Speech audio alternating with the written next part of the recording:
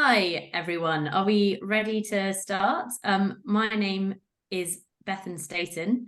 I am chairing the annual Margaret Horn debate for the London Early Years Foundation. It's a real honour to be here discussing a really massive, complicated and fundamental problem, not just for early years and for children and families, but when it comes to much bigger and broader questions around workforce, around how we live in our communities and cities, how we bring up our children. We're asking, is the expansion of childcare going to solve the childcare problem? To set the context a little bit, the government has made really big promises on childcare, as I'm sure many of you watching know, promising to massively expand the 30 hours free entitlement to almost all working parents from the age of 9 months. And it's a big move, which has obviously been met with relief and welcome from many families who are struggling with childcare fees. But again, as many of you here know, there are serious concerns about whether it really cuts the mustard in terms of addressing our childcare problem. I won't go into my thoughts on it. I have covered childcare for many years as part of my job as education correspondent at the FT. I'm now the deputy editor of our work and careers section, so it's still extremely pertinent and important to what I'm thinking about in the areas I cover. I'll introduce the panel who I'm really looking forward to seeing and hearing their thoughts on this topic. We've got Courteney Donaldson, Managing Director of Childcare and Education at Christie & Co. Josie Irwin, the Senior National Officer for the Equality Unit at UNISON Union. Neil Leitch, the CEO of the Early Years Alliance. Juno Sullivan, CEO of London Early Years Foundation. And Sarah Ronan, the Director of Early Education and Childcare Coalition. Many of the panel I have spoken with extensively about some of these subjects, and their knowledge has been absolutely invaluable.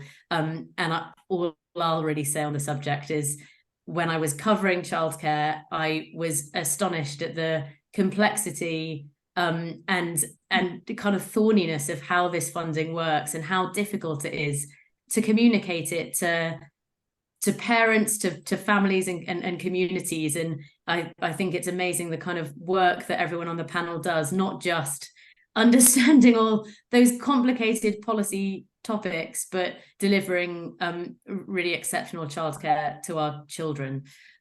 So I'll explain how the panel is going to work.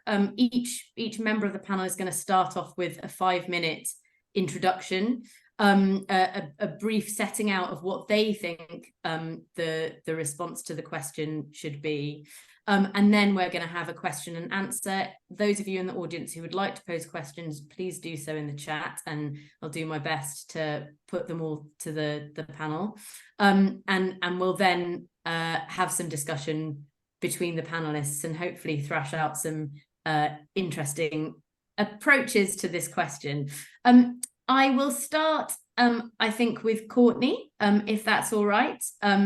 I won't be too strict on timekeeping, but if you could stick to the 5 minutes, that would be absolutely marvellous. So go ahead, Courteney. That's fine. Thank you, Bethan, and delighted to be invited to contribute to this debate on such a key and strategic question. So I'm Courteney Donaldson, Managing Director of Childcare and Education at Christie & Co. My expertise in the early years sort of market and sector is from a business property background.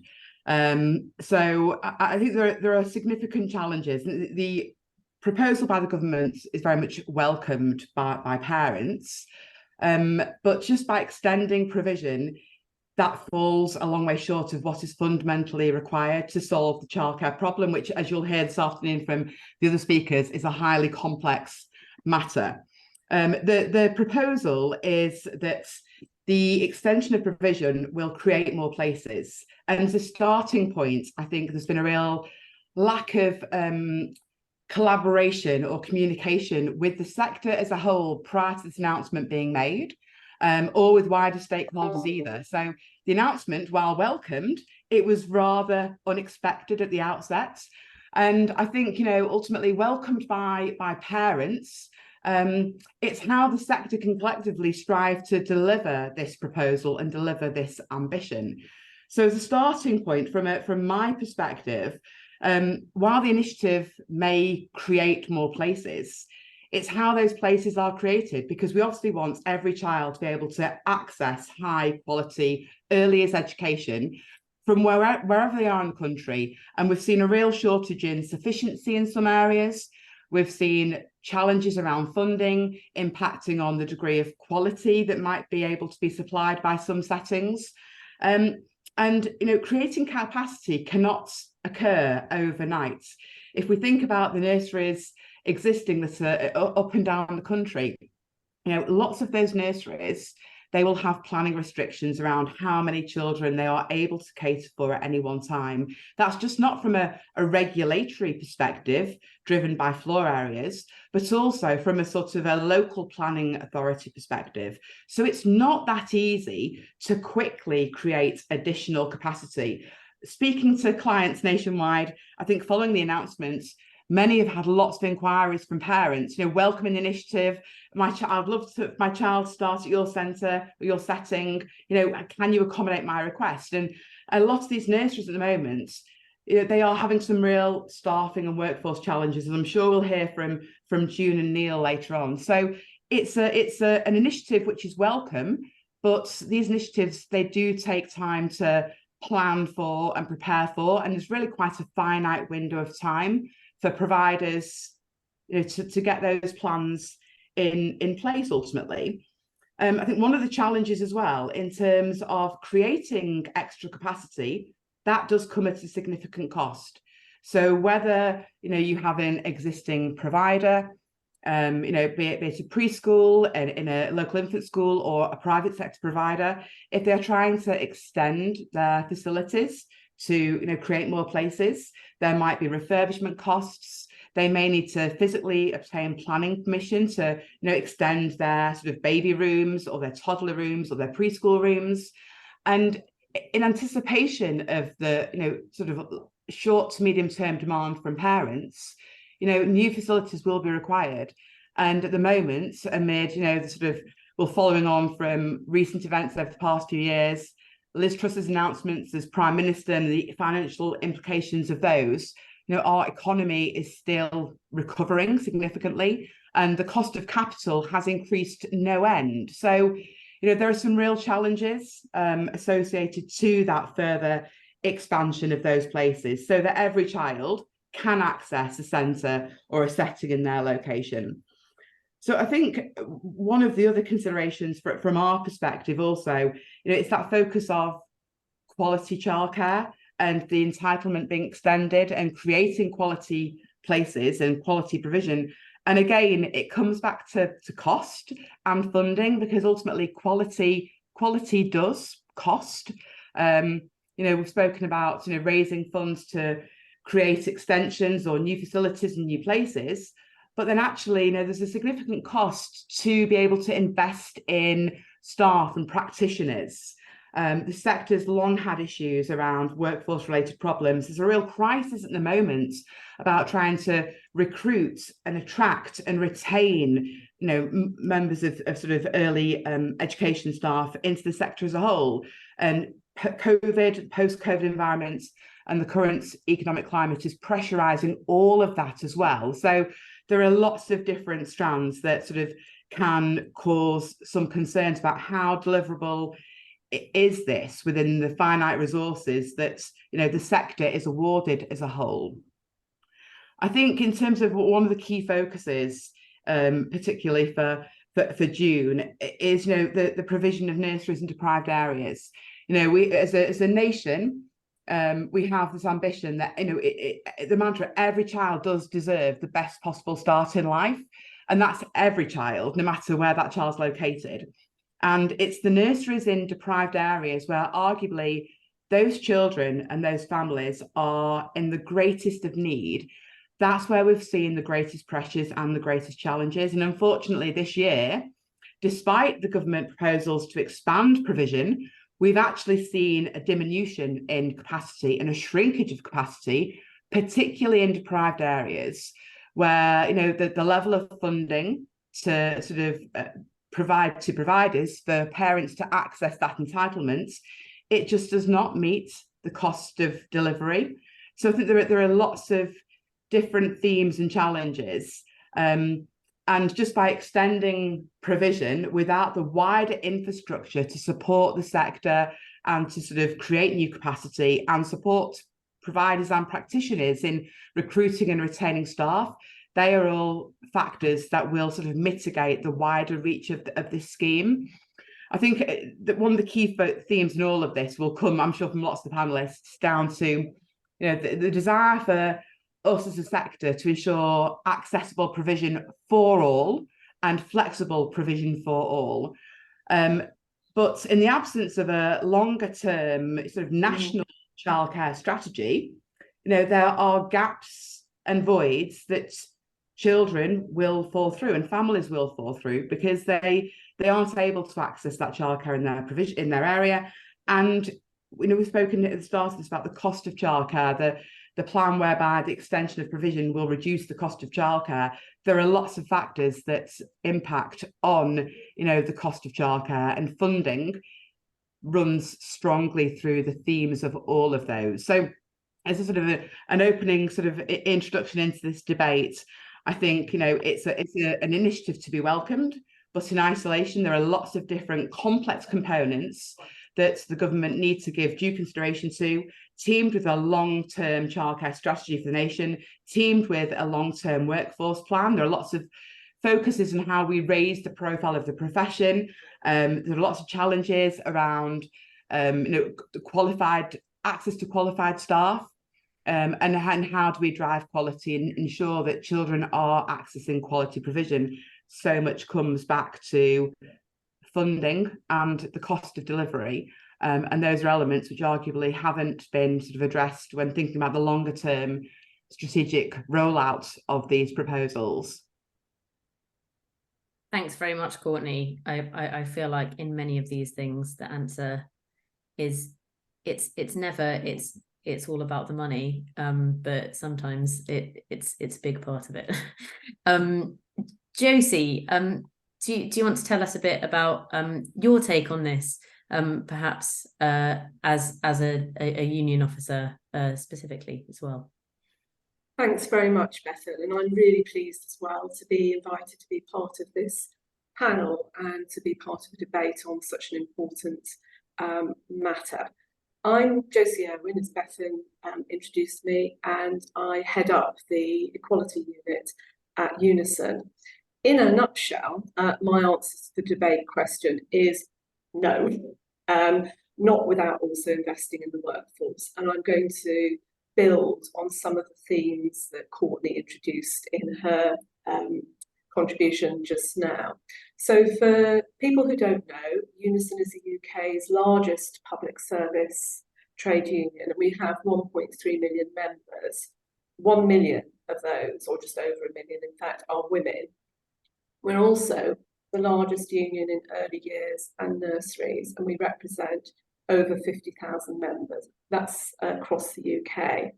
So my job is to ensure that equality issues are at the heart of UNISON's approach to negotiating and campaigning.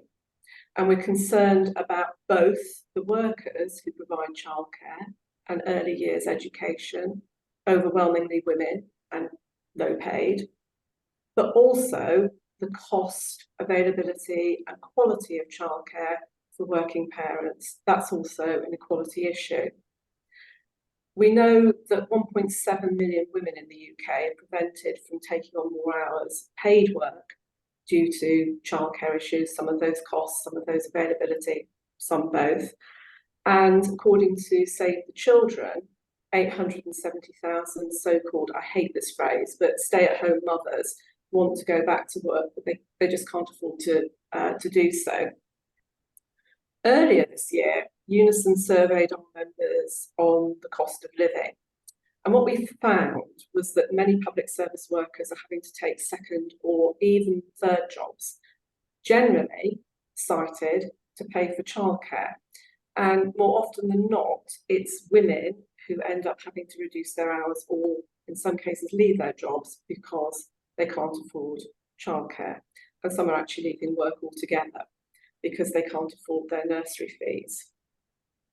Along with colleagues around the table, UNISON welcomed the government's childcare pledges in March, in the March budget, as a really helpful start to resolving the childcare problem. But we're also really clear that this isn't a panacea. I think, as Courteney was saying, many nurseries struggle to offer enough free hours as it is. They can't recruit the workers to deliver extra. There's a crisis in morale and motivation, and stretched and overstressed staff are voting with their feet. It's increasingly difficult, and I'm sure others will reflect, to recruit qualified staff. Expanding childcare is only possible, in our view, if pay, terms and working conditions are improved. And obviously that comes at a cost. High quality early years education and care can only be delivered, in our view, by staff who are highly trained, recognised and rewarded. The reality is this: nursery assistants, early years educators, preschool assistants, playgroup assistants and childcare workers currently earn between £14,000 and £24,000, depending on experience, for a 38 to 40 hours a week. And that's between, if you calculate it in an hourly rate, between just over £7 to £12 an hour for a 38-hour week.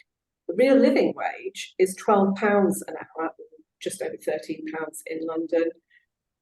By contrast, minimum pay rates in the retail sector average around £10 per hour. And I think it's really important to have these figures out in the open so people understand the reality for the childcare workforce. The research that the Early Years Childcare Coalition sponsored from Leeds University tells us that childcare and early years staff love their work, and that goes across public services, we know that. However, an overall increased demand for childcare and early years provision, and the higher numbers of children with special educational needs and disabilities, which I'm sure others will reflect on, combined with a change to ratios, is impacting on the role. And there's obviously a knock-on effect then for children and families. Staff are tired, stressed, stretched to their limits, demoralised. They don't feel valued and they're struggling financially. What UNISON wants to see is workers valued, staff valued, a new minimum wage of £15, sick pay, holidays, predictable hours, disciplinary and grievance policies, training and career progression, structures planned. We'd like to see trade union recognition so staff can actually be represented on these issues, on pay and on their rights at work. And again, reflecting on what Courteney was saying, we also want to see a proper workforce strategy and workforce planning, importantly, for the future.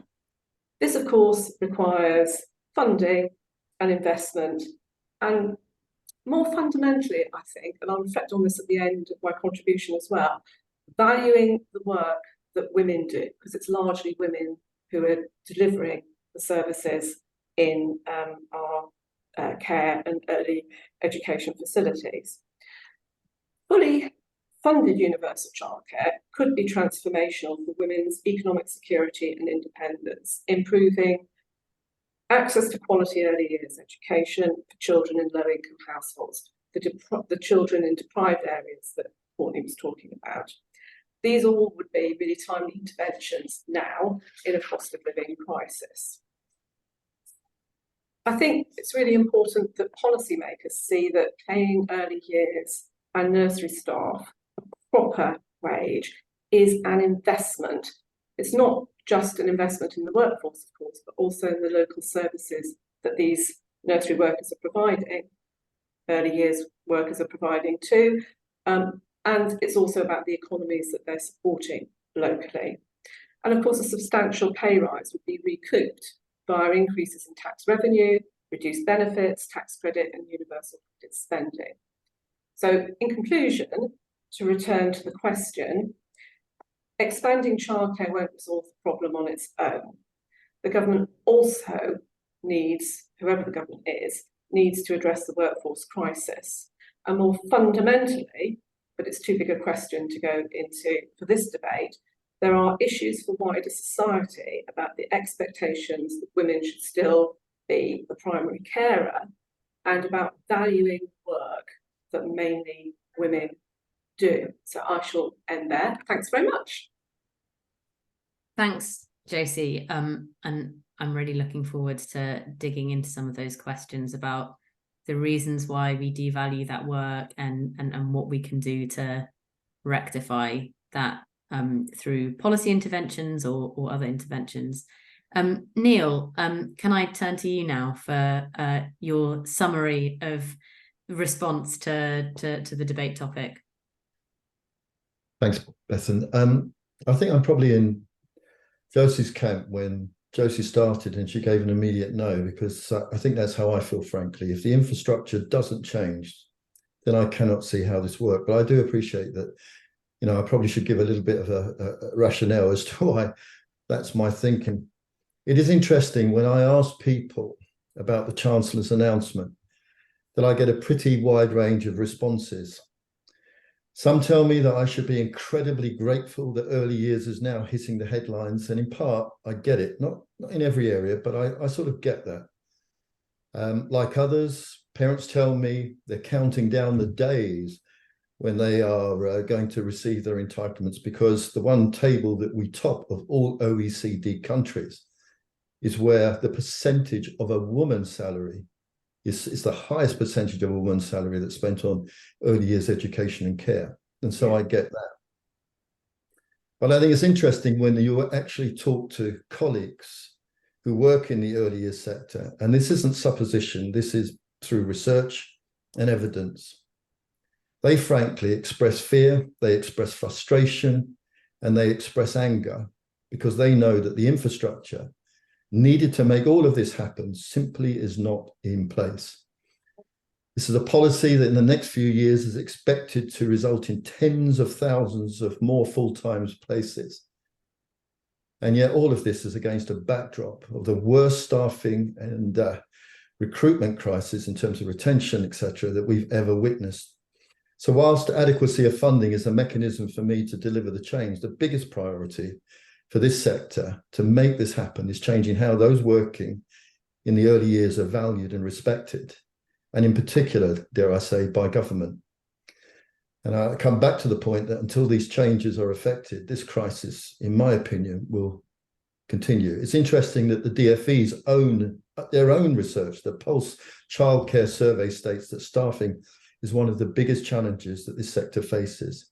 And they themselves have said that 2/3 of group settings are facing staffing challenges.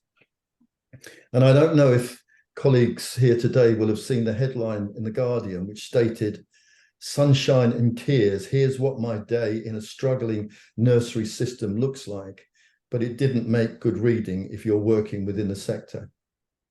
And the article played to the fact that every day early years educators are asked to do the impossible. They're asked to be teachers, social workers, health visitors, speech and language therapists, dare I say, even relationship counsellors, and all of this with minimum support and hideous funding. And frankly, for many, their goodwill has now been exhausted. It's interesting that year after year, I am hauled in front of the Low Pay Commission because our sector remains at the top of the list of lowest paid roles of any industry. And in recent research we carried out on the mental health of colleagues working within the sector, one educator summed it up by saying this. She said, "I love my job and I love the little people I educate and care for, but I have never been so disheartened as I am now. And although I know what I do and the effort and the commitment I put into my role is worthwhile, I can't help feel anything but being worthless." There's a reason why, again, a graphic shown in the Sun newspaper just a few weeks ago, which was titled "The UK's Most Unpopular Jobs Included Early Years." We were one of their listings. I think it was the top 20 of jobs that nobody wanted to do. And my final point,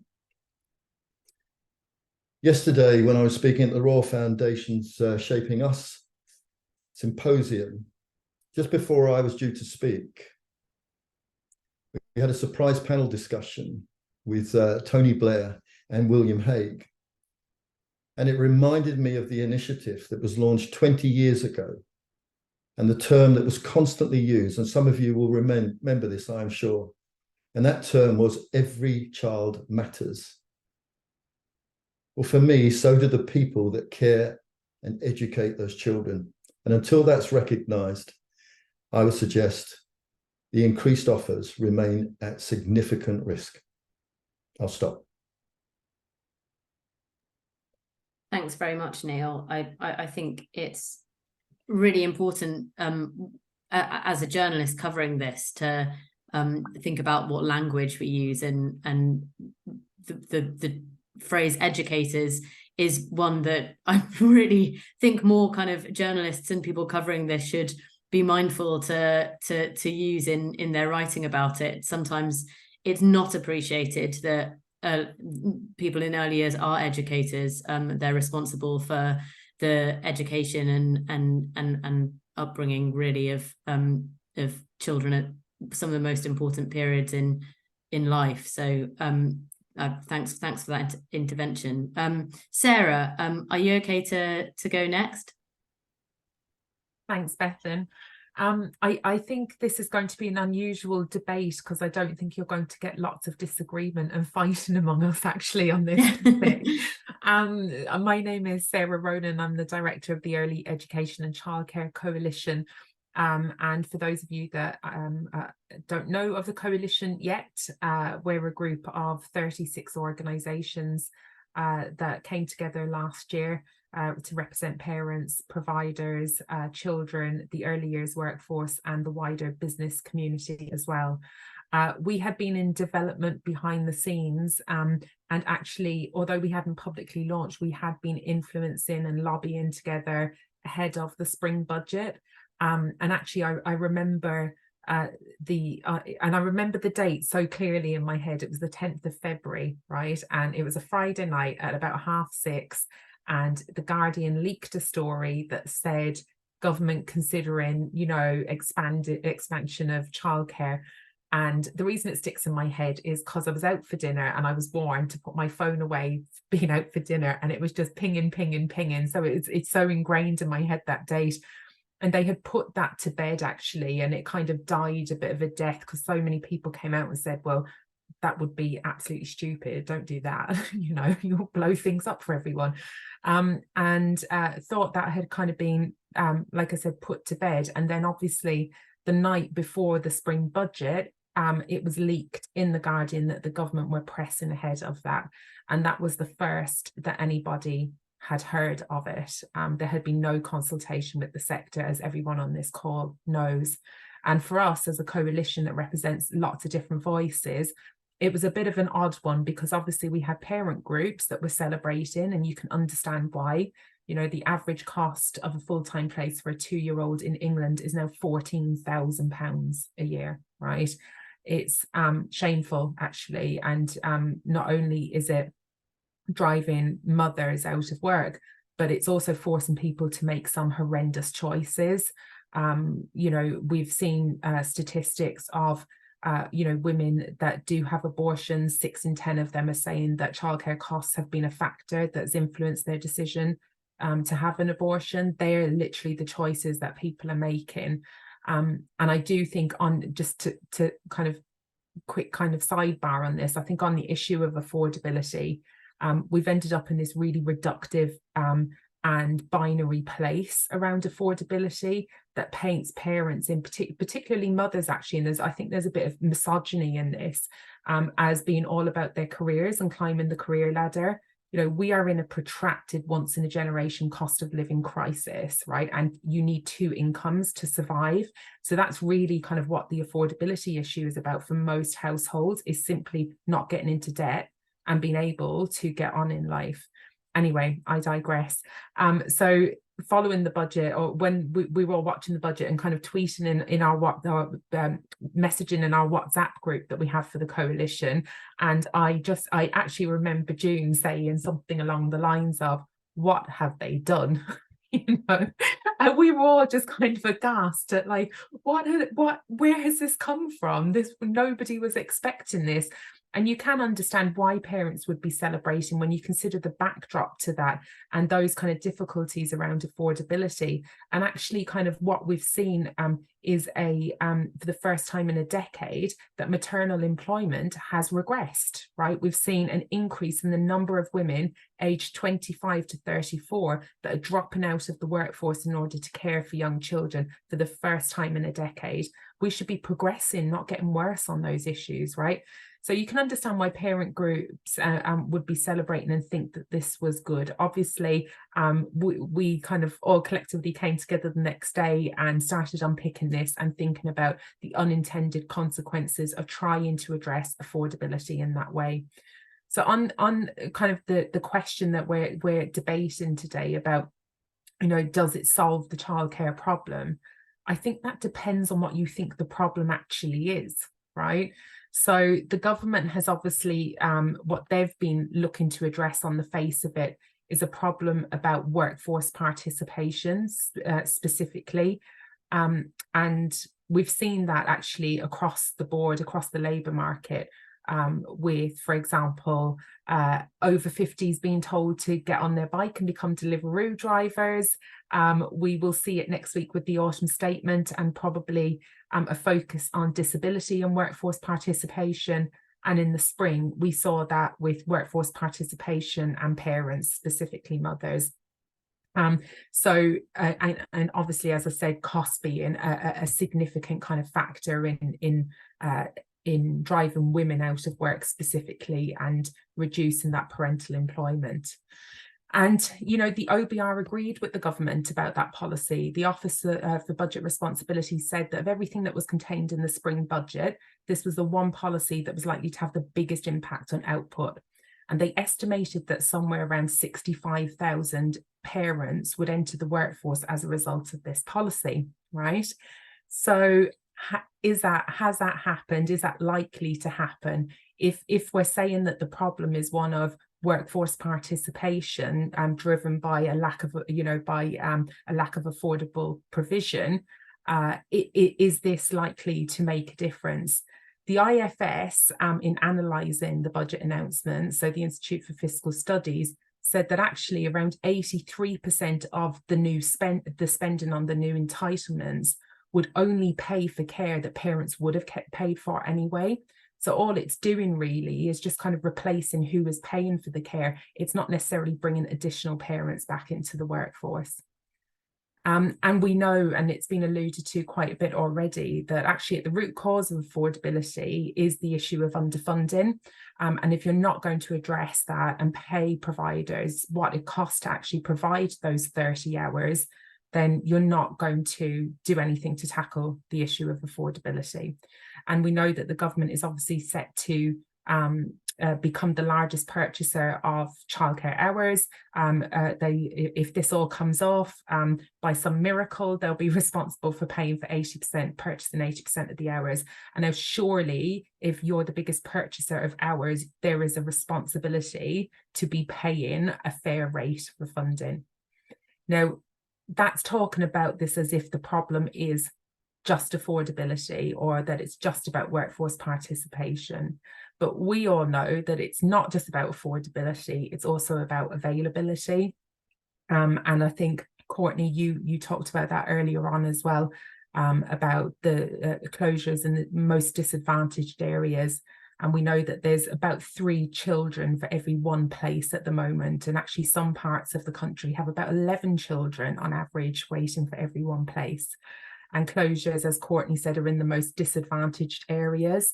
And I think it was NDNA last month that found that 14.5% of closures in the last academic year were in the 10% most deprived areas. So does it answer the question of availability then? Well, not really. I'm sorry, you're going to get lots of no's today from us. Josie mentioned earlier about the research that we released last week. The coalition, together with the University of Leeds and the Women's Budget Group, published a report called Retention and Return, expanding the early years entitlement. And so what we looked at was whether the underlying workforce challenges, what that would mean for rolling out this new expansion. And what we saw will be of no surprise to anybody, I think, on this call. So through the modelling, we saw that there would need to be a 6% increase in the number of places. But what we heard from the workforce, and this was across different geographically different areas, but also different types of settings as well. And we also surveyed nursery settings as well as childminders. 57% of nursery staff told us that they were considering leaving in the next year. 38% of childminders said that they were considering leaving in the next year. And that's not just leaving their job, that's leaving the sector completely.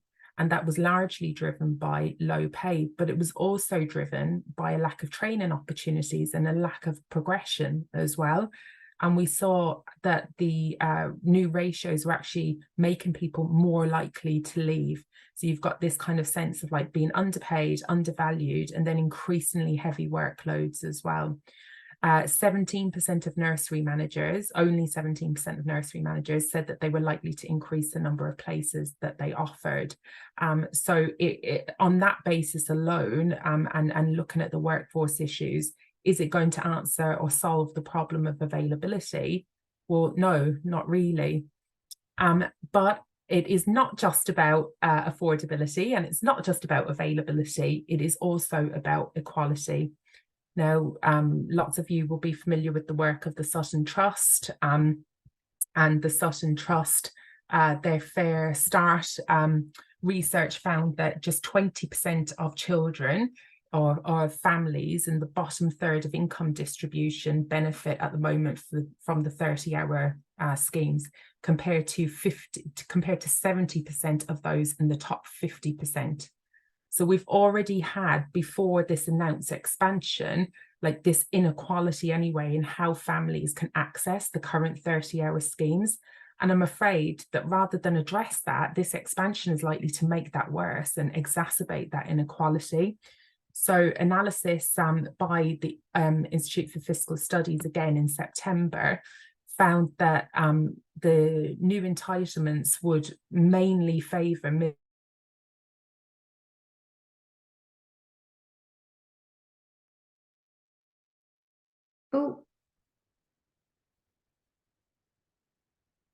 we have been cut off from Sarah. Is everyone else seeing that as well? Yes. Hopefully we'll get linked back. I'll give it a couple of seconds in the middle of quite an important point, unfortunately. But in the absence of Sarah being able to come back, I will park that point. Let's return to it later. And June, do you want to go ahead with your intervention? I can't quite recall the quote. What have they done? Yeah, my name is June O'Sullivan and I'm the Chief Executive of the London Early Years Foundation, and I started the Margaret Horn debate 17 years ago, so this is the 17th, amazingly, and today is Social Enterprise Day, so happy social enterprise. And of course what I'd like to see is a world full of childcare social enterprises, which actually addresses the issue that Sarah was making so eloquently before technology cut her off, which is that actually we know that children from disadvantaged families will do the best from having really access to really great education and care, and they're the ones that are currently not accessing it in for 2 or 3 different reasons. So to Sarah's point, she was just explaining that the way the criteria for access is set up, it means that actually only 20% of people from the more disadvantaged communities can access it, simply to do with the way the criteria is aligned to the job requirements and the employment requirements that they need. And the expansion will deepen that as it stands. We don't know if there'll be adjustments made for it, but it'll deepen that. And I guess that's the first thing. I guess the second thing is, this country has no real philosophy around what early years matters and why children matter, particularly. So when you compare us with Europe, which is a good comparison because Europe has some very good things going on there, the one thing that's different is that there is a kind of expectation that children will go to a good quality local nursery. It's like part of school. So I remember Neil saying this to me. We were having one of our kind of usual debates, and he was saying, you don't really get the head teachers of the primary schools out campaigning for access to fair funding. Okay, they go on about not having enough, but not to the state that the early years does. So if early years education and care for our youngest children is part of the way we do things in this country, then surely that it should be built into that service. That raises a huge point of debate for the debate. Which is, how do we work in a model that's currently market driven? So if it's market driven, then, and the structure of intervention, which Sarah was talking about, with 80% of the places being purchased by the government, so that disrupts the market, for one. And two, what does that mean in relation to the contribution from the taxpayer, which would be up to £4 billion? Not enough, I know, but £4 billion. Do we want that money then just going into everybody? Or do we target it to those who are more likely to deliver for the children from disadvantaged backgrounds? So, or do we stick with the universal offer and continue that kind of inequality? Because that's effectively what's happening. And without a philosophy of care, which is, the purpose of the whole policy, I would have thought, and not articulated or understood, then we're always going to be caught in that kind of transactional model of delivering a service for people to do something else. Whereas actually we should be delivering education for all our children because that's what's important for them. And so I think there's what I call a triangle, and I think all of the panelists so far have sort of referred to it in some ways. But and Sarah talked about my hands in my head, or my head in my hands, about it when it was announced that actually there's three sides to that triangle. I remember it from school, the isosceles triangle. It was a nice narrow one. We had providers, we had parents, and we had children. And as I understand it, that expansion really delivers for parents, and it does not deliver for the children particularly. And I'm concerned about that because I actually fundamentally like children, and I don't want to see what happens to them being caught in a debate where it's almost like they're a thing. And also, we must also be careful that we don't devalue motherhood. So in this debate to get everyone back to work, actually motherhood is a thing in itself. It's an important thing, and it actually keeps our society going. If fathers want to get more involved, that's fine, it's a different debate. But actually, the conversation sometimes is all about going back to work, women not being able to access things. Some of the language is quite negative.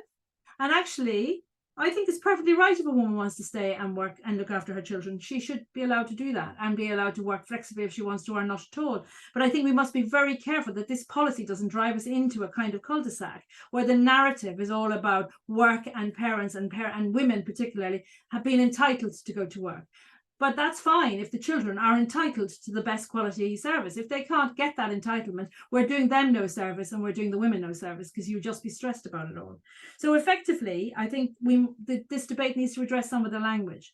I'm hearing quite a lot of negative language. Sarah and I were talking about this the other day about, the staffing. The staffing is a problem. It's a problem for primary school teachers. It's a problem for nursing. It's a problem for a lot of people in the care sector. I think the unions have been very clear about that actually there is gaps in quite a lot of that, but probably quite high in care.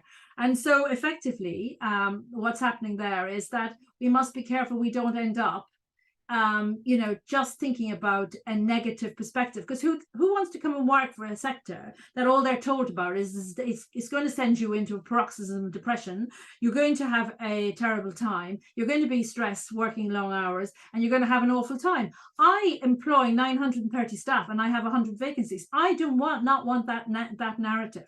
On the other hand, Sarah's research the other day, and well, I was the University of Leeds, but commissioned by Sarah through the coalition, had some very positive things to say we must hold on to. People do like working with small children. They are the best people to work with, I must say. And the second thing is they would come back if we got things right.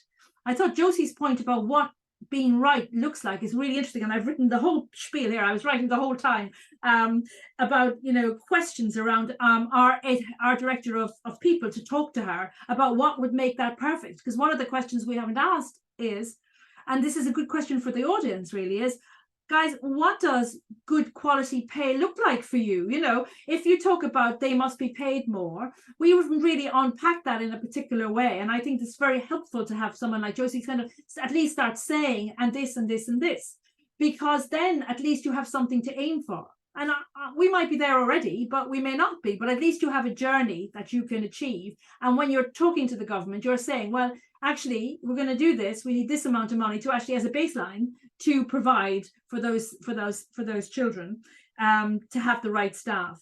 And then there are some other areas that I think we probably need to address as well as part of the debate. It's really about what do we understand by quality. So equality in the academic world has got two sides to it. It's structural and it's process. So in terms of structural, and Courteney alluded to this, the ratios is critical in this. To reduce the ratios to 1 to 5 because it's okay in Scotland it's like putting apples and pears and saying you're making an apple pie, because the pears are that in Scotland they actually have a pedagogic lead that's funded separately. It was like when we went to France, because Liz Truss, when she was our childcare minister, said we were all too spoiled here, and we got on the train to France, and she obviously went in a fancy black car. But anyway, we got on the train, went to the same places as she did, and what we found, of course, was that actually France does have a higher ratio, but it also has a higher amount of staff who are what they call unqualified, who are like making bottles, who are doing the meals, who are changing nappies. So actually, when you look at it across the piece, there were plenty of staff there. It's just they were done in a different way. And I remember, Neil, at the time, we were really quite annoyed that the good work that we do in England was always compared with somewhere else. And actually, we weren't overwhelmed by what we saw in France, particularly. You wouldn't want to bring some of those things necessarily back, but the French are happy with that. And that's because it's contextual for France. And so again, I think the other thing to remember is there is some amazing practice in the UK. There are some fantastic people working in the sector. There is some stuff we should be celebrating as a really good thing that matters a great deal. And I think that narrative around positivity, around the kind of clever things we're doing about men in childcare, about valuing people. No LEYF member of staff is ever called a practitioner. I have been banging on about this since 2017 when I changed it. Neil has kind of come around to it now. He talks about educators, but I still think that's too American. There's nothing wrong with early years teachers, nothing. And when we changed that in 2017, and the staff still remember the day when I stood up and said, from now on, and nobody has ever asked me to go back to be calling anything other than a teacher. The parents and the children, because that's what the children call you when they can't remember your name, they go, where's my teacher?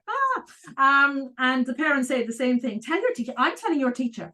And so if we're not doing that, then, we're not listening to what people want. And so go back in time, go back to the Maria Montessori's of this world, go back before that, go back to Susan Isaacs, go back to all those people. They were always called early years teachers.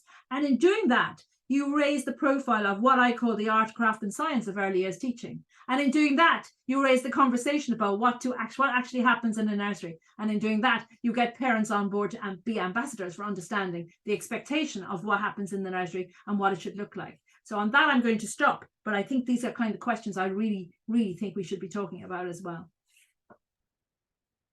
Thanks very much, June. And sorry to cut you off, Sarah. Do you want to finish up the point you were making? Yeah, I'm sorry about that. It was my laptop that froze, not my Wi-Fi this time. It's one or t'other. I actually, because I always have June actually like is ringing in my ears about like how the positivity and we can't, and she's right, like it's easy I guess to get depressed, but the workforce research definitely brought through some positive themes.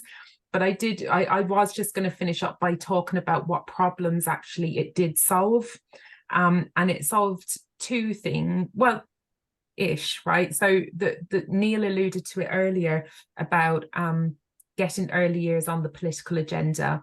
The spring budget definitely did that, right? So, and there's an additional 4.1 billion going into the sector. It's not going in the right way. It's not being distributed in the right way, but there is now additional money going into early years that could perhaps be repurposed or looked at by a new government. So there are things to build on going forward. The other problem it did sort of solve as well is not so much the Labour market, but rather the Labour Party problem for the government, I think. And I don't think we've talked about that yet, and the political chess of the spring budget.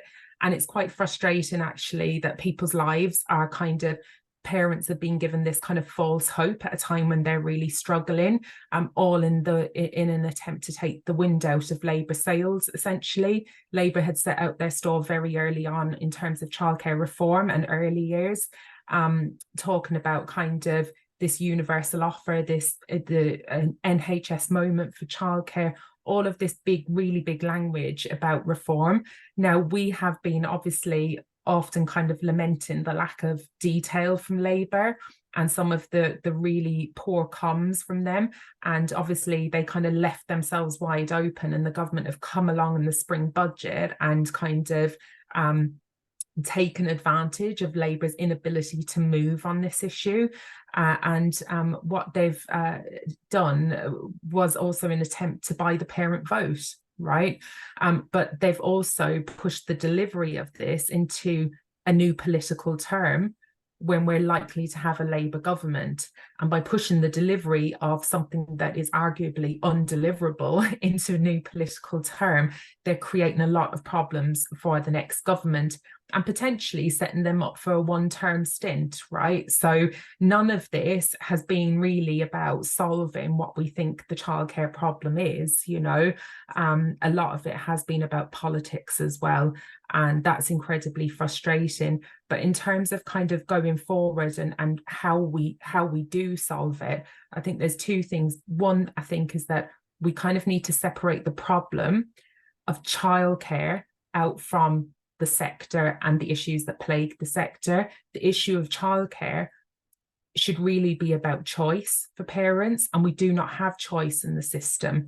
You could fling open the doors of every setting in the morning and say, you get free childcare, you get free childcare, like Oprah handing out free cars to the audience. It's not going to solve the problem, because newsflash, most parents quite like their children and would like to see them once in a while, right? Most people don't feel comfortable with putting their 9-month-old in for 50 hours a week.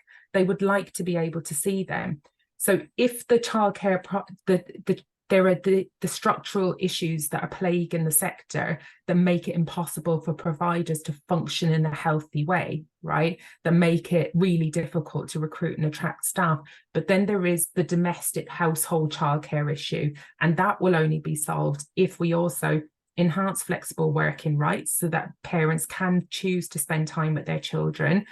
And also if we reform parental leave, right? Yeah. Because we talk about the way in which Josie talked about it being women's work. Part of that is because we set women up as the primary caregiver from get-go, and we exclude dads from their children's lives. What families ultimately want is choice about those early years, and everything, Neil mentioned it yesterday, the Shaping Us symposium yesterday, we were both there. And you talk about that, secure attachment, how important those relationships are to children in the early years, except we don't support families to spend any time together during that period. So the solution to the childcare problem, what's the solution to is having a healthy reform sector that is well funded, where we address those issues of availability, affordability and equality, but we also have to do that alongside of more support for parents and families to thrive and to support that attachment in the early years as a whole. Thanks very much, Sarah. I think you've raised a lot of really important questions there, and it would be really nice to talk perhaps a bit later about the role of different parties, of different stakeholders in kind of making that happen. I think that's an interesting part of the conversation. I thought it might be useful to kind of zero in a little bit on the new policy for childcare and the expansion, what exactly that is looking like and kind of where it falls short. One of the things that I found it quite useful as someone outside the sector trying to explain it beyond the sector is thinking about the hourly funding and how that falls short for covering costs and so on. When you look at what is being proposed and budgeted for the expansion as it stands, firstly, how much does that fall short, and how much is it central to the conversation about the policy as a whole and where it falls short? Perhaps some of you might have some suggestions about different kinds of distribution for the funding that has kind of been put on the table. I'm going to go to Neil first. I just think on these online discussions, it's always easier to say to someone, jump in. But when you're finished, please, if anyone else wants to jump in, if you've got a perspective, please just do. Well, what we have at the moment, I think, is we have indicative figures for 2-year-olds, and we have indicative figures for children under the age of 2, which appear to be, on the surface, reasonable rates. Now, this is what I'm being told by providers, but I accept that different providers right across the country will have different costs. They will have different premises. They will be paying different rents. They may not be paying rates because they're in the voluntary sector, whatever it happens to be. So I'm not suggesting that one size fits all. But that clearly is an attraction to get people to fulfill the offers that have been made. That is a monetary come on board. But I go back to 2015, I think it was, when the first extension was announced, and receiving a call from the Secretary of State for Education just before it was announced, which was a bit more than we got in the last announcement in terms of time, saying to me, Neil, we're going to pay this rate, etc., etc., etc., and thereafter it stopped. So I have no faith whatsoever, because I base it on evidence and precedent, that what government does is it tries to put in an attractive figure to get you to fulfill their promises to the public, and then you remain static. So that's for the 2s and unders. So I have no faith that that will continue. And I think we'll be coming back in 3 years' time, 4 years' time, saying you haven't moved it, you haven't moved it, we've still got problems. But at this particular point in time, the entitlement actually, most of the funding goes on 3 and 4-year-olds. And isn't it interesting that has hardly moved at all, again, in terms of the indicative figures, because we're already delivering it. Final point, if I may, but back in 2018, and I quote this all the time, but it's really important because it shows you the mindset of those that will be potentially delivering the offer in terms of funding. That is that back in December of 2018, when we were tired of hearing the government constantly trot out its old line of there's enough money in the system, we filed a freedom of information request. And we said, if you think you pay enough money, show us your computations. It took us 2.5 years of freedom of information request and the Information Commissioner's Office to rule in our favour before we got that data. And you know why it would have taken that long. And that is because when they were finally released that information in a heavily redacted document, so goodness knows what was behind the blanked out areas, but even then it was damaging. They said to adequately fund the free entitlements would require, they being government, would require an additional £2 billion. That is not affordable. Given they were only putting in £3.6 billion, billions, not millions, billions at the time, you can see that's a pretty big shortfall. They then went on to say, we will require providers to work to maximum ratios. They then went on to say it would require a figure, if we were to adequately fund it, of £7.49 by 2021 to be paid for a 3 and 4 year olds per hour. What did they pay? They paid £4.89. So funding feels to me like it is a superficial offer. And isn't it interesting, in all of that narrative that came from the Chancellor, there was not a single word, comes back to June's point and others' points really, not a single word about the child. It was economics. The only thing that the Chancellor mentioned that related to children was you lot can, and I use the word purposely, can watch over more children, because the word watch was what the Telegraph posted, saying changing the adult to child ratios will allow nursery staff to watch over more children. So I'm afraid the evidence shows there is no evidence that it will change. Final point. I promise I will shut up now, but I feel it's important to say, in all the conversation we have about the negativity of the messages, I make no apology for those negative statements. And I'll tell you why I don't. I always go back to that statement by Desmond Tutu, where he said, if you are neutral in situations of injustice, you have chosen to be on the side of the oppressor. Nothing changes unless you confront it. And so we may be able to have a glossy advertising recruitment campaign in the early part of next year, which tells people what a wonderful role this is. And then they come in and they realize that it's not as great as that they were told. I come back to the point, there's a reason people are leaving our sector. Let's not pretend that it doesn't exist. I'll shut up. Thanks, Neil. And I know we've discussed extensively the mechanisms of that funding as it was coming out, and I remember very clearly the sort of shock from the sector trying to figure out exactly the extent to which it covered the costs, what was needed, the kind of lack of communication and consultation from government has been really striking, and it's perhaps something that we can dig into a bit later in the discussion. Does anyone else have any sort of specific thoughts on that kind of finance funding question? Courteney?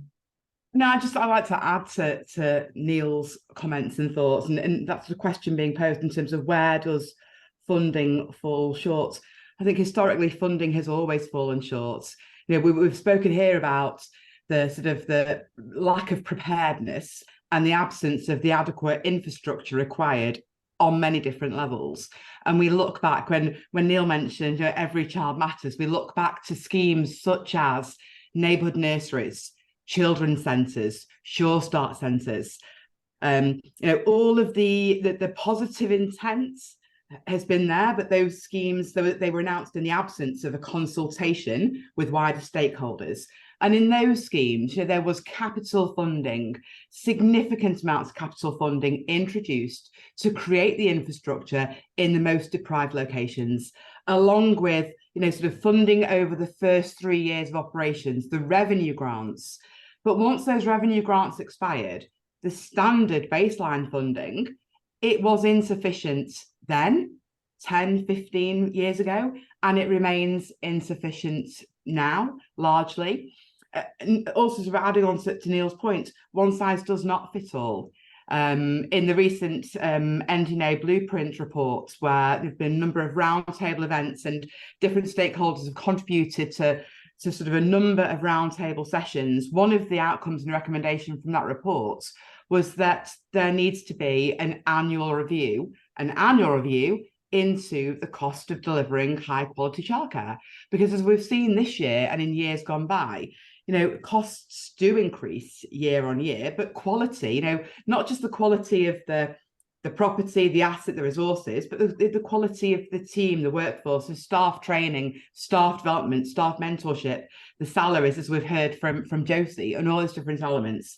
So I think that's a really key point as well. And that's, I think, what has been absent, historically, and it remains absent now. And all of that links back to the absence of these elements when there's an absence of a longer-term childcare strategy that's bought into, by sort of an all-government party approach. We heard from Sarah there previously talking about sort of the announcements and the political vote winning in terms of the timing of this announcement. And obviously, it was unexpected at the time. It hadn't been consulted on. And here we are now looking ahead to 2024 with another general election looming. And in addition to the policies and announcements we have here, we've seen historically, I've described it as top trumps emerging when different parties are announcing increases to, parental entitlements, which are ill thought out, ill costed. The infrastructure has not been invested in by successive governments over multiple decades. That's why such a large amount of provision has to be delivered by the private sector, because so many, independent private nursery owners, there was no childcare for them when they had their children 20 years ago. And that situation that has not been addressed by successive governments. So if every child does matter, as was said all those years ago, and still matters, then there needs to be this overarching strategy. And that's where funding fits into that, to make sure it's long-term and sustainable. One final point as well, is Neil commenting then in terms of, the rollout of provision. And at this point in time, indicative rates have been indicated. How can providers actually even contemplate how they create additional capacity, be it by extending their facilities, by converting additional space, by buying another property or leasing another property to create more capacity, when actually they need to raise significant capital or bank funding to create that provision, and they've got no real handle on knowing what level of income they'll be able to generate, because they don't know what the rates will be when you've got the purchaser being 80%. Your purchaser is going to be acquiring 80% of all places and won't tell you, what the annual steady, growth might be in that funding. It certainly won't be inflation, but with bank capital interest rates the way they are and all the costs involved, providers need to plan. And here there is the absence of that ability to plan, because there's no visibility and no longer term strategy. So all these factors come back to funding, from the hourly rates through to the capital investments. And I think there's some real challenges there that strategy is required. But I think, though, the one thing that's interesting, as somebody sitting here trying to desperately work out the funding, which without knowing anything, it's true. We know this. Our finance department is like, they're doing every kind of modelling and stress testing that they could possibly do with the potential of whether we might make it. And the 100 million pounds that has been promised, we hear as being to be shared among schools and everyone else as well. So it's not going to actually be building too many extra spaces. And of course, the main point here is I have got waiting lists mile long, but I can't do it because I won't put agency staff in, because I'm just not happy about the standard I see of those. And so I've kept like baby room closed and stuff, much to parents' absolute horror. But I'd rather do that. But I guess back to the point about Labour Party policy versus the existing government's policy and the kind of randomness of it. We'll know that the hourly rate of 25 hours was the original promise from Labour. And then I think David Cameron was our Prime Minister at the time. And Neil is better at this than I am, but I think he was. And they obviously had a little chat in the hall and said, no, we'll do 30 hours. And that's how we even ended up with that. So there's no real science about that. The only science we know was done by Kathy Silva and the EPI team, which said that definitely 15 hours made a difference. So at least we know that was the baseline. And then that they just kind of went in for expansion of hours. There was no real kind of thinking about that. So I think that's something that is a key factor we need to understand. And to Neil about standing up for unfairness, I totally get him, but we have to kind of balance that with keeping the staff really kind of positive. And I think part of the problem is that actually the issue now is even with turnover, even with a problem with attraction, it is less of a problem now to get staff in. And I say this carefully. I mean, carefully. I'm carefully saying this. It's still much more of a problem we had before. But the main problem we're having now is retaining them. So to be honest, like the values thing is the most important. And I think the point made, like nobody clapped for us during COVID type message is still, I think, deeply. I think people are deeply hurt by that. And I know we campaigned and eventually somebody did clap for us and it became a bit of an issue, but we had to really jump up and down on Twitter to get that going. So I think there's definitely, and that's why I refer to Europe appreciating their staff, because there's a philosophy in those countries about what early years means. And that's why we should be calling our staff teachers and raising the whole profile more generally. But I also still want to hold I want to hold the hands of the staff I've got, and I don't want them going because they just feel the whole thing is hopeless. So I think there's an interesting tension, but this is a sector that's always got tensions because we are touching on major economic issues. So I always say to the staff, when you join early years, you join politics because you're touching on housing, because we can't afford, our staff in London can't afford to live in London. We're touching on travel because they can't afford to come in because it's too expensive. We're touching on health, because we're dealing with children with obesity and with tooth decay and various other major issues here. So we're touching on that. Touching clearly on economics, because we're supporting the infrastructure of the national infrastructure for allowing people to work so that actually the country can get itself out of the debt that it's in at the moment. And we're touching on education, in like, so all the big areas of modern society we touch on. And so when people say, oh, you just work with children, oh, nice but dim, oh, they could get on the hairdressing course, that is the kind of, I think that is the history that we're trying to run away from. And I take Neil's point about that, but it's also something that we need to really address with parents to get them to be the ambassadors for us. So I think the narrative around education, teaching, the role of the early years, arts, craft and science of early years, infrastructure needs to be much more robust, I think, to counter the kind of negativity that we're also hearing too. Can I just say that sorry. Yeah, Sarah first and then Neil. Yeah, sorry, I was going to be quick because I can actually see someone's hand up, and I two quick bits of information really rather than opinion here, but on Neil's point about the freedom of information request that the Early Years Alliance spent, I think it was 2 years, Neil, was it, doing. So just before the spring budget, the Women's Budget Group who host the coalition, they took that information along with lots of other DFE stuff and uprated that to account for inflationary pressures and also increases in national minimum wage, and estimated that the shortfall in the current in the 3 and 4 year old funding was the equivalent of 1.82 billion a year.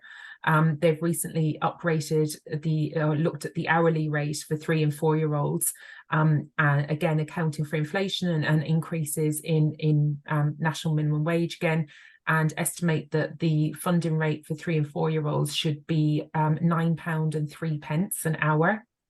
So you compare that to the average of £5.62, that's been in effect since September. And the other thing, just on what June was saying there about the recruitment and retention, that's what our report, resoundingly kind of concluded as well. This is much more of a retention crisis than it is a recruitment one. And actually, in terms of recruitment, the quality of people coming into the sector is of concern. But on the retention issue, it was really interesting that one of the biggest concerns among the workforce at the moment was job security, and not a sense that they would necessarily be fired, but that worry about job security was driven by fear around their set-in closing.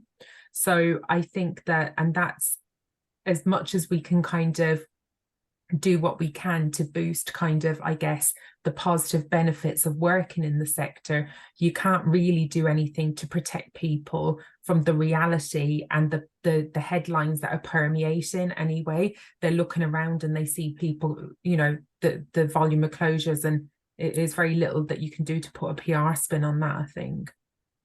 Yeah. Neil, you were going to jump in.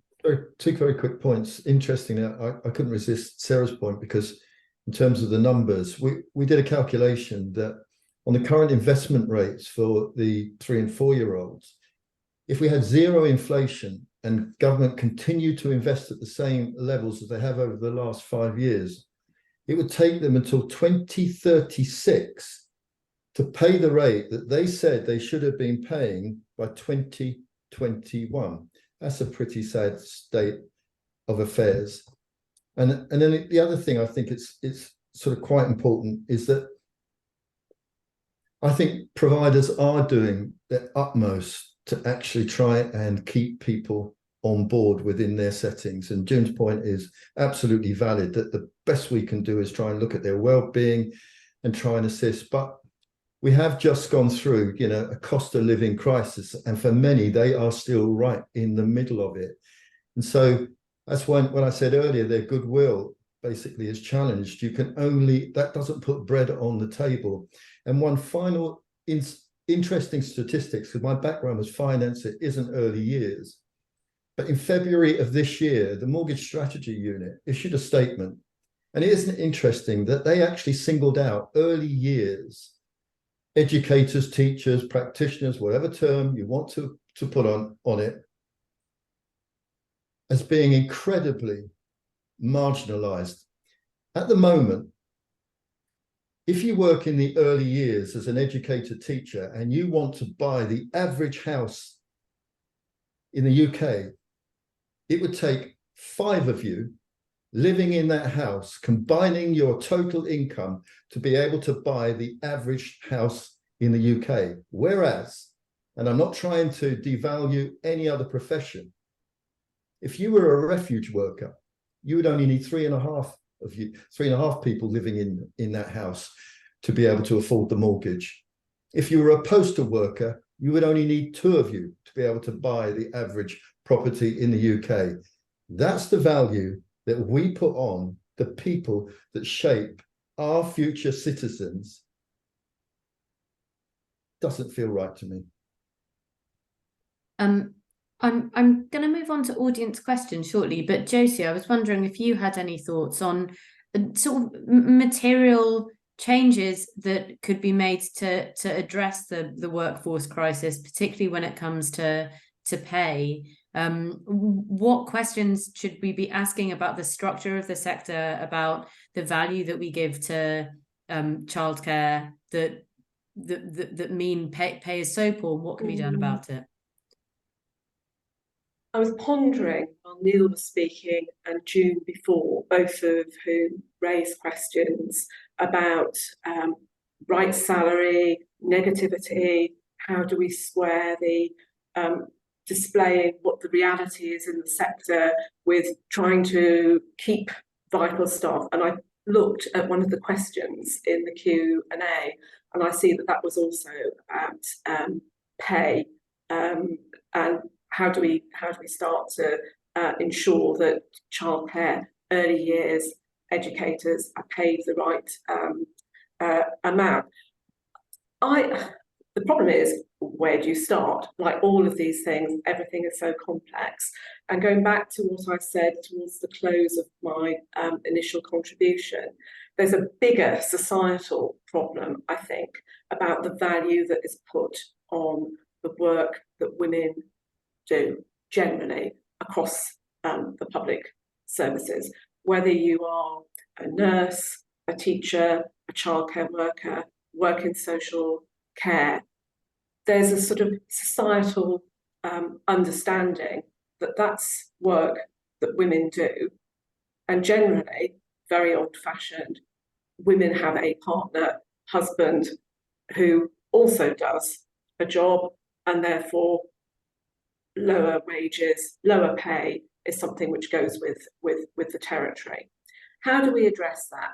Neil, I think, very astutely said, well, we have to tell the truth how it is. We have to tell and sell the message and highlight the reality for workers in the sector. But there's always a dilemma for negotiators, as June highlighted, because if you keep on banging the drum about just how awful it is, people leave because they know that it's a really hard, difficult job. So I think the fundamental question that we're all kind of answering with this is funding's at the key to it. If the funding is right, then you can start to pay the proper salary that we would expect people to be paid, but it has to be at least enough for the workers to be able to live, buy a house, pay their heating costs, travel to work, all of that. But there's also work to do, I think, and this is why this kind of discussion is so important, and working, having providers, employers, campaigners and trade unions all working alongside.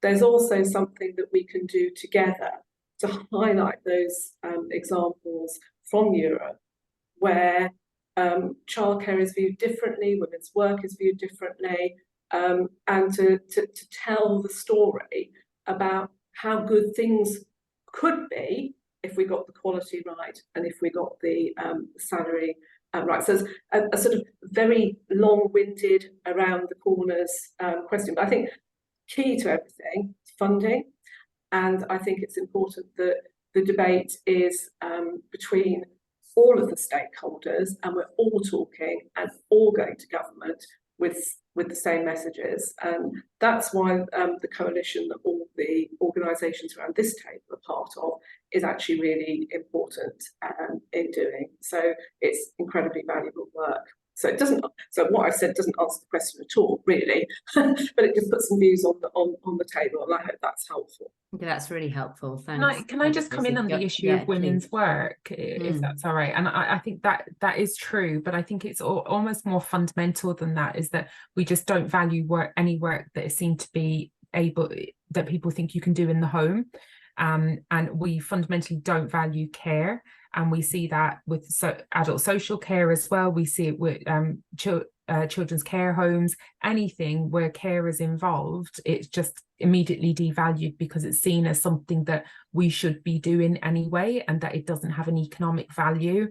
And we know that all the evidence is there to point to that not being true. But also I think we do forget as well, and just to go back to, I guess, the political side of this too, and how we kind of builds like a bigger picture kind of type story, is that we forget the ways in which sectors like this contribute to other political priorities like net zero, like levelling up.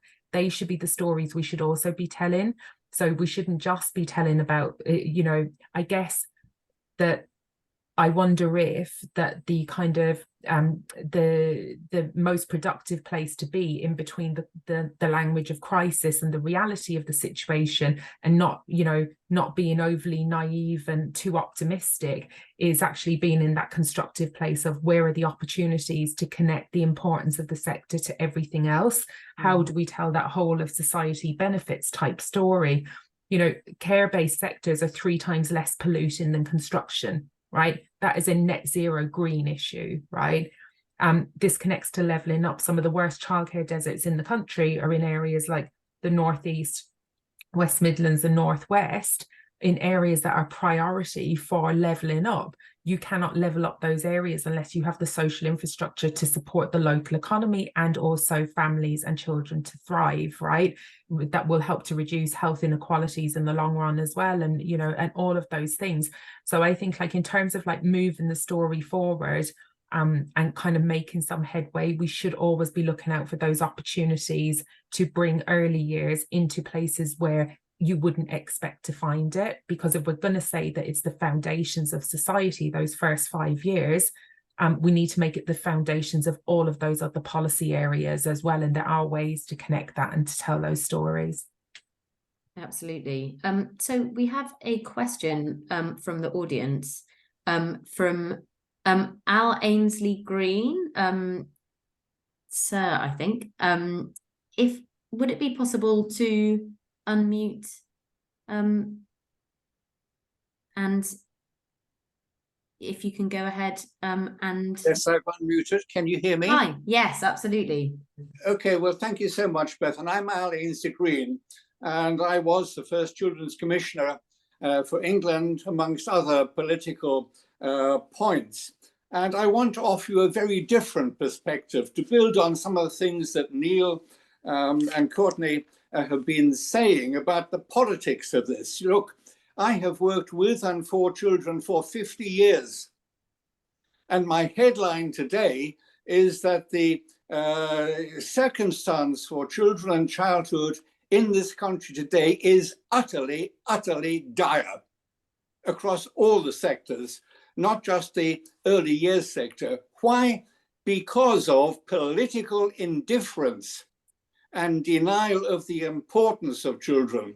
So somehow we have to get the message across why are children so important. So a challenge to you, Bethan, and the EFT, why don't you run a series of articles on the economics of investing in childhood to spell out to these politicians why it's important. Look, I've been to Japan, I've met the Empress, I've met the Minister for Baby Production in Japan. They are in crisis over the collapse of their birth rate. Italy is following fast in their path. And only today, Russia has announced that maybe banning termination of pregnancy to increase its birth rate. We need babies because of the overwhelming rise of older people to look after them. So your new EECC organization, please get an act together and write a hard-hitting, irrefutable narrative as to why our wretched politicians should take children seriously and come forward with a vision for what the early years would actually look like. And Josie, you mentioned Europe. Yes, how many of you guys have been to Finland? Look, I've been to Finland. I've seen the early years sector. Everybody there is a graduate. They're well paid, they're respected, it's competitive to be an early years worker in Finland. Why can't we do that here? And what about Estonia and even in Ireland? We're light years behind Europe. So can we get our wretched politicians to look out of their insularity in this country? So early years are absolutely vital for our future prosperity. So what are you going to do about it?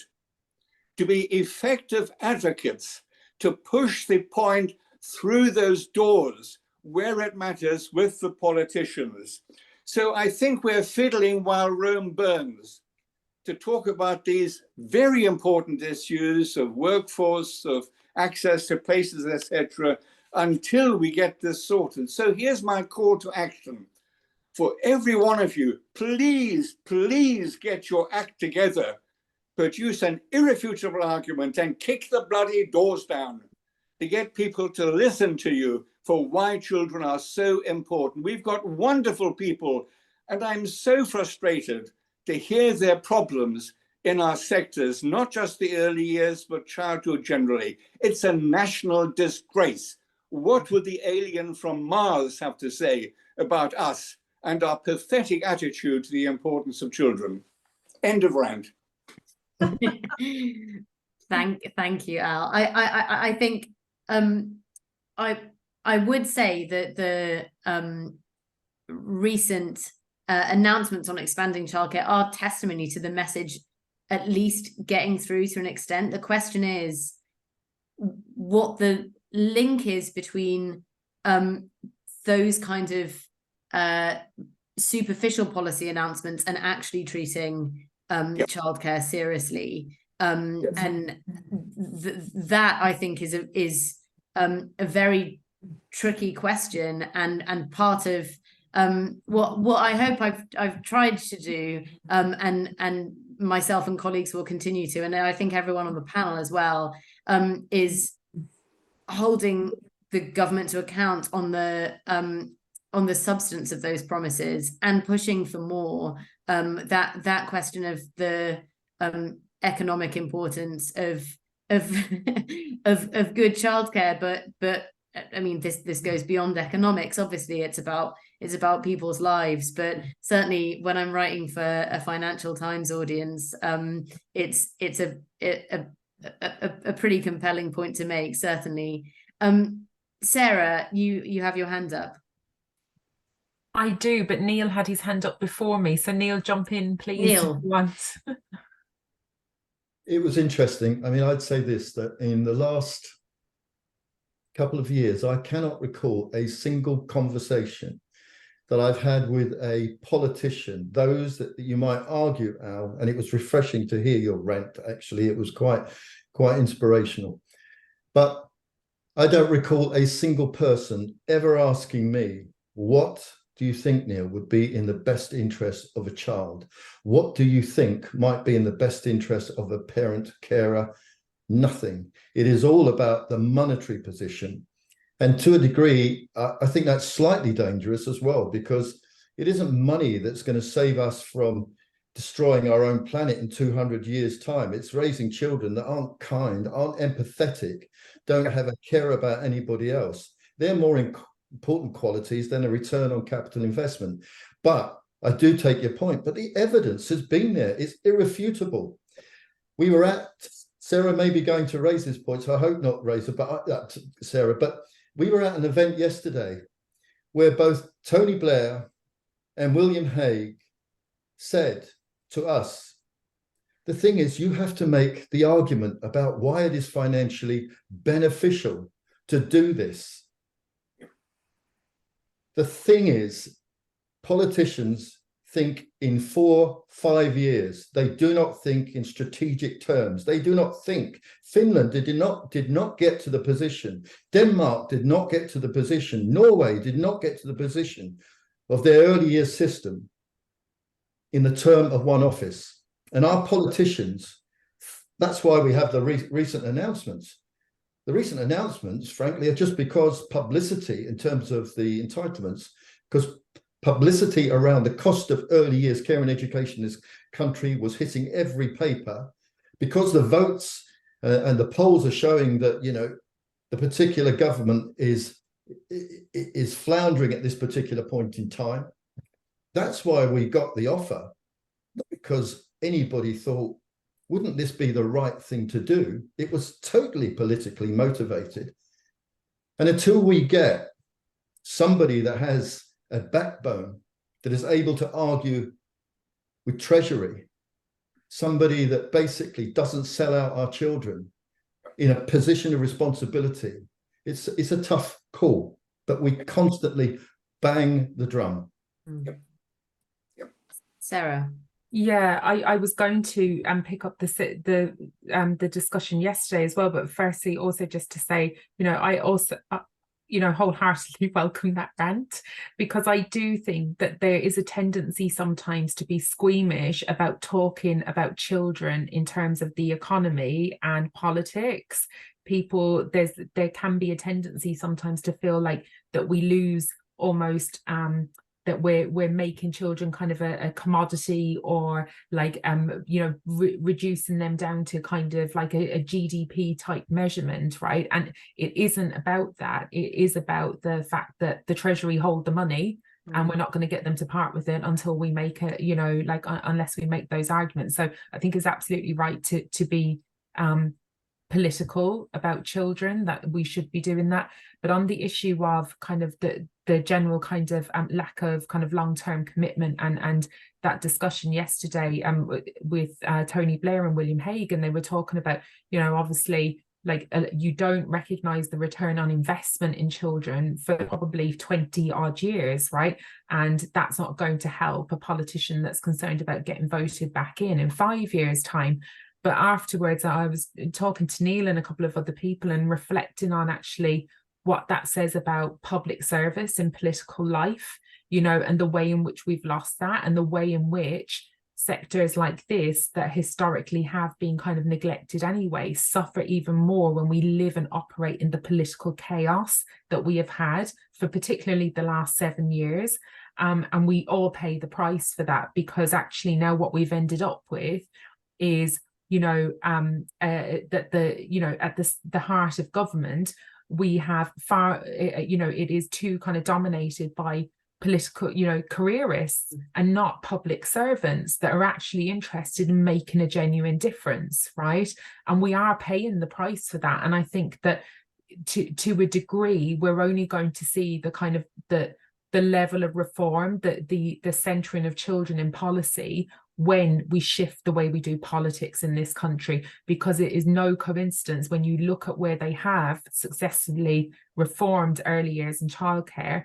Yes, they obviously have changes in government, they have hung parliaments, they have coalition governments and so on, but they do not have the level of scandal that we have in politics here, the level of immorality that we have in politics here, that has replaced what should be a dedication and a vocation to public service. And all of that is undermining everything that we're trying to do. We're operating in very difficult political climate, like in terms of, system change.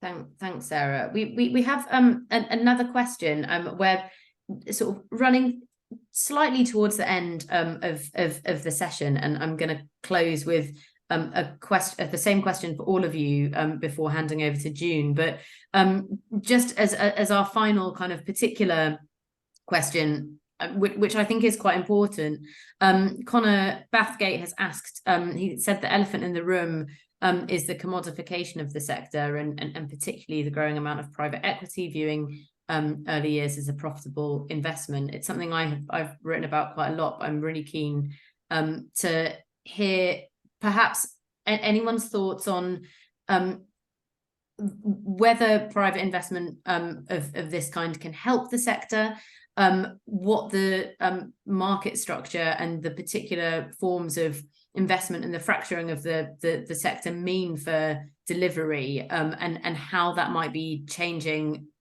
and how it might affect things in years to come, particularly in an environment where funding is really tight. Courteney, you might have some thoughts on this. I know that we've chatted about it in the past already. And again, I'd just invite anyone else to jump in. No, thanks, Bethan.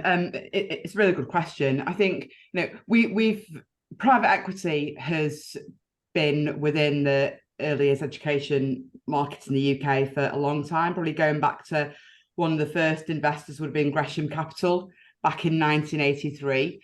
But there is no doubt that there has been, a steady growth in private equity interest in the sector for quite a wide variety of reasons.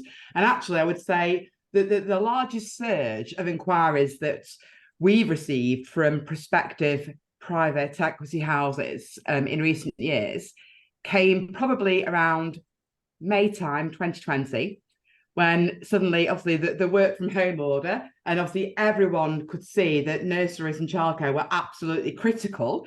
And obviously we had nurseries serving all the needs of those frontline workers, but that wasn't catering for everyone. And so there was a real, the profile of early years, the educators, the importance of providers was really raised to the fore. So since then, we saw quite a significant growth in interest in the sector. I think the other element, Beth, it's important to mention is, as we sort of move forward, increasingly investors they are taking a really close look at sort of their ESG policies, and early education, they can, there's a real element of the benefits of high quality education and the social infrastructure, and they recognise the importance of early education. So I think there are a couple of different factors there.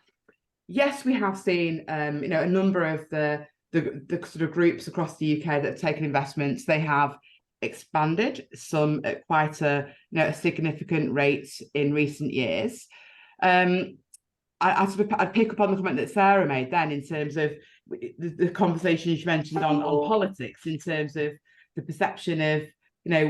perception of politics and political gain and children. And there's a similar vein of conversation around children, nurseries, private equity and profits, Because while we've focused significantly on the challenges that providers face in the UK, you know, there are nurseries that have they are performing well ultimately. You know, they have sort of a high degree of surpluses that they can reinvest into quality, into their resources. They have been able to reutilize those surplus funds into further growth and new purpose-built facilities. So I think while it's an elephant in the room, it's a funding route that has been there for quite some time, and it is facilitating growth and expansion and new provision as well in arguably what's quite difficult times when others can't expand to the same degree. Thanks. Anyone else on that point? I guess my point would be, I totally understand how the market works in that. I just think that what happens though is that they tend to operate in the areas of affluence because they're going to drive a better profit and therefore a bigger dividend. And then the areas in disadvantage are either one or two places that they are so proud of that they offer, or maybe one or two nurseries that they can kind of cross-subsidize. But actually it still means that the majority of children in disadvantaged areas, our poor communities, are completely excluded. So if we rely on that as a main method of growth, we are then going to disadvantage those groups, like my groups, where 77% of my nurseries are based in areas of deprivation. Then we don't even it out. I think that's the anxiety here. So, you know, if we were going to rely on the market, then that is a consequence of the market. If we disrupt the market, which I think there's some intention to do by actually maybe supporting more, the term is often used not for profit. That is a stupid term. You have to make a profit to survive. What's what you do with the profit that matters. But, you know, people who run charities and social enterprises and stuff, that we kind of open the space for them, then we have to also think about the long-term funding, because I can tell you that we at LEYF have picked up a large number of nurseries from small charities that can no longer function, or local authorities who are no longer able to fund the investment in early years, and the quality has dropped because there's been forgotten about.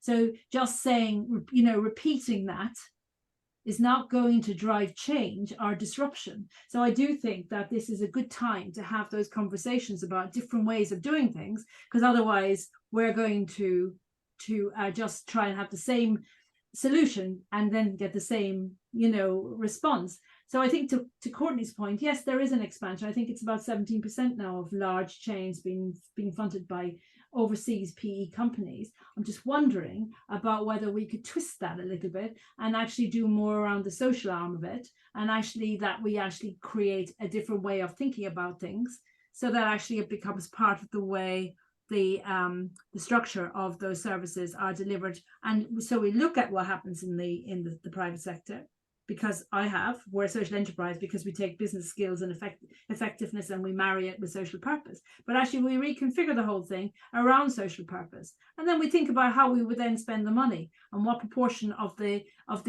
taxpayers' money would go into those kind of sectors and what would go in elsewhere, and how much there is a kind of a premium for social benefit, because, you know, so you could pay your staff more. I mean, you know, if you're a social enterprise, your money goes into your staff and it goes into your children, end of.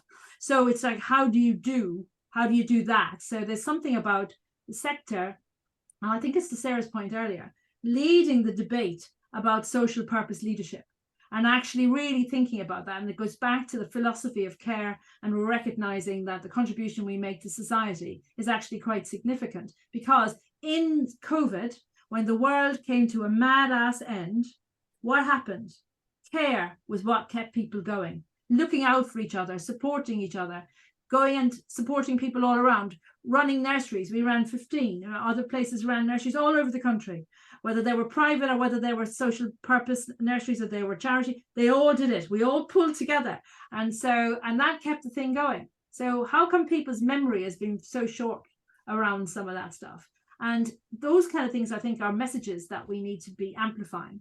And to Al's point, you know, he warms your heart because he's so understanding of the issues for children, is that actually, how do we not, you know, how is it that we haven't got the press just clamoring with stories like that to actually raise a different debate about why care matters and why what we do for our children, or all our children, is really important. But if we have less funding, where would we put it, you know, as a starting point? And I think those debates are difficult because they split people, and I don't want to split people, but I think we have to have it. Otherwise, they're like little nasty things coming at you all the time, picking away at the debate like scabs, you know, and then not actually having it. So it's good that we're having it out in the open, but I think we then need to think about, well, what are the alternatives in all of this? And oh, sorry. Go on, Sarah. And I'll ask you to make it quick. Because just on the issue of care and care in the economy, do look at the Women's Budget Group's previous work on a gender equal economy and creating a care and economy and what that looks like and how we value that. It's very interesting. But also just to pick up on what June said there quickly, and also the comment or the question that was in the chat about engaging staff in the political issues. Like, I fundamentally believe that working in early years education and the education sector as a whole is social activism. Like, you do not work in this sector unless you want to have an impact, right? It runs through the DNA of people that work in this sector. So there is an opportunity there, and this is probably a challenge to the unions, I guess, who have a very difficult job in terms of organising, because, you know, obviously low pay means that, you know, it's hard to, you know, pay membership fees, and the workforce is quite transient at the moment. But there is an opportunity there to really connect to that kind of social activism streak that is in people that are trying to change the lives of children, and that if you can tap into that, you can really organise people across the sector around these issues. And I also think, in terms of, you said there, June, just kind of telling those other stories around the way that children are impacted and how we do that. You know, we also, like, you know, we know that a huge proportion of people that are in the media, working in the media, are also, you know, have gone to private school, or, you know, are of a certain class. We also find that it's also female journalists, when they have children, that pick up on the issue of childcare and start telling it through the lens of affordability. So we're like, we also need to kind of cut ourselves some slack sometimes, that we are all like hammering away at this, but we are also kind of doing it within the context of all of these other things that are happening around us as well. Yeah, absolutely. So we have about 15 minutes left, well, maybe 10. I'm going to ask all of you for a closing remark before I hand over to June. If you had a magic wand, what one thing would you change about the expansion of childcare in England? And I'll give you 30 seconds each maximum for your response. Neil, first. You're on mute. I would create an early years cabinet minister, somebody specifically responsible for the early years. And I would do a job swap with the education secretary for one day. And then I reckon we might get a different outcome. Excellent shout. Courteney. I like Neil's. I agree with Neil's. I think the one thing I change, the absence of a conversation and collaboration before announcements are made, I think that needs to be addressed. I think prior to making, you know, significant policy changes, if you want those changes to be effective and successful, you have to engage with a wider range of stakeholders and providers and utilise their experience and knowledge and create the answers to the problems in advance. So I think it fits part of that longer term childcare strategy. Excellent. Josie? I would have said well-paid, happy, motivated staff. But as Neil was speaking, and actually inspired by Al Aynsley-Green earlier, I think that what we need is a political leader and or leaders who understand the importance of children right at the heart of absolutely everything. Economy, life, well-being. And there, I'll stop. Absolutely. Sarah, do you want to go next? Yeah, so specifically about the expansion, I would change the funding rates anyway for the 3 and 4 year olds, and actually link it funding specifically to pay increases in order to stem some of the the issues around staff. But ultimately there needs to be a workforce strategy as well, and there needs to just be, I mean, how do you pick one thing, Bethan? I don't know how you pick one thing, but the other thing as well, fundamentally, the eligibility criteria for the 30 hours, it absolutely makes my blood boil, the way in which we exclude the most disadvantaged children from an opportunity that could change their lives, you know. And for as long as we continue to attach ourselves to this 30 hours kind of hours model, we're going to continue to exacerbate social economic educational inequality and everything that comes later in life as well around health. Thanks, Sarah. And June, I'm gonna ask you for your magic wish, and also for your closing remarks on behalf of LEYF too. Thank you.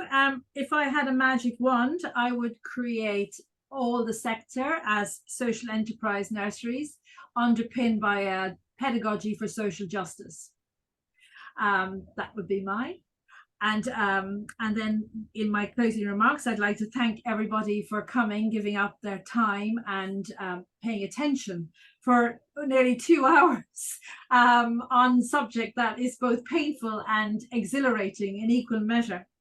And I would thank them because we've been at this campaign for a long time. And when I get very depressed, I sometimes text Neil and he says to me, June, just remember what it was like then and how far we've come. And I think that's a very good reminder to us not to get terribly depressed by the fact that, we have come a long way. And who would have imagined that childcare, and that's the language they're using, but that's okay, childcare is a #1 subject for the election. It's a #1 subject for the media. You even in some of the more dreadful TV programs that describe themselves as political, you still now even getting childcare as a subject. Can you believe that we have statistics like 42% of the voters, parent voters, have said the issue on childcare will drive their voting choices? And so, in fairness to us, dispirited at times, disaffected by many, we actually have driven a shift in people's thinking, right, to make it a political subject that no one could have imagined it would be in 10 years. And my line in life is everything takes 10 years. It took us 10 years to get the chef going. It took us 10 years to get sustainability on the front page, so that's really the sort of summary, I think. Of course, I think I could speak for all of us and say that what we really want is a national strategy which puts children right at the heart of it, and every national decision is made looking through the lens of children. Some interesting work was done in Europe about cities and cities as spaces, and why, if you look at the design of a city through the eyes of a child, you actually can get things right. And there's a charity called 880, and it's, can you make it work for an 8-year-old? Can you make it work for an 80-year-old? Then you'll probably get it right. I think that's a principle that should run on all of our leadership and all of the way we think about things in the UK for now and forever.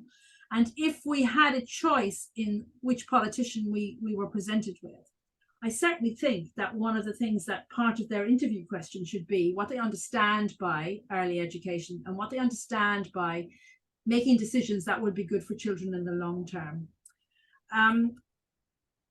So I think this has been a very interesting conversation, and it's been interesting because there are things that are emerging within the sector and external to the sector that actually don't always align, they clash. So issues like quality, issues like retention are significant. But I think it's better when you have the conversation in public. I think it's better when you know your stuff to such a degree. I think we've got rafts of research now. I love hearing Sarah quote this and quote that and reference that and give this stat and that stat. And then it comes along and somebody else, you know, Courteney gives this stat and that stat. And then Josie has another set of stats. And, you know, Neil always has a load of stats. But, you know, the fact is we're actually pulling together a coherence in all the elements of the work of the sector: staffing, provision, space, quality, children. So I think that is a good thing, and I want us to leave positively.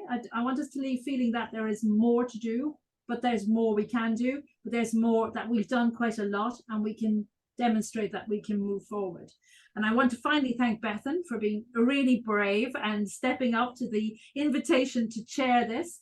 And I think Al's point to her about getting bigger, more conversations in the broader press is a really interesting one, and I think we should do that. And I think we should balance it with good stories and bad stories. I think we should also remember, and this is to everybody who works in the sector, which I think are 319,000 people work in the sector. In LEYF, we have 930 people. Can I just say to every single one of them that we thank you for the work that you do, because actually you are extraordinary in understanding and wanting to do things more for everyone's child, not just for your own, but for everyone's child. And so as a sector, we actually are grateful that we are in the company of such people every day. So even though we're fighting on and on, there is nothing more joyful than going to a nursery and having intelligent conversations with intelligent people about an intelligent subject, which is the future of our children. So thank you all for being on the panel. Thank you, Bethan, again for hosting, and thank you to those people who put the time in to send us really thoughtful questions, which we will try and answer separately. Thanks very much, June. Thanks, everyone. I'm going to press the button that says leave now.